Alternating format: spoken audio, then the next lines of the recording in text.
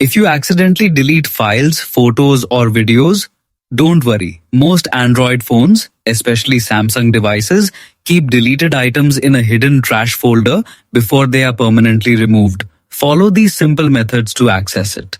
Method 1. File Manager, My Files.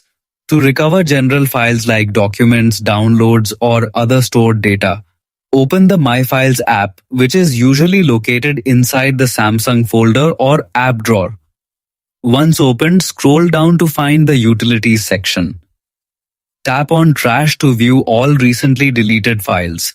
Here you can easily browse deleted items. If you want to restore a file, simply tap on it and select Restore. If you want to permanently remove everything, tap the three-dot menu in the top corner and choose Empty Trash. Method 2. Gallery app, App File, Photos and Videos. For recovering deleted images and videos, open the Gallery app on your phone. Tap the menu icon, 3 horizontal lines, usually found in the bottom or top corner. From the list, select Trash or Recycle Bin.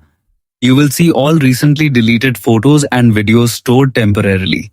Tap on any item you want and select Restore to bring it back to your gallery instantly. Method 3. Settings with Device Care.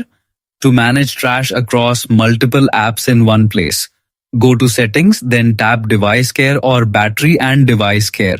Select Storage and scroll down until you find Trash.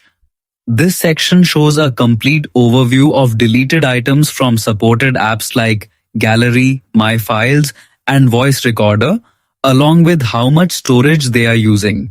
Now you know how to find trash on Android. Stay tuned for more useful tips.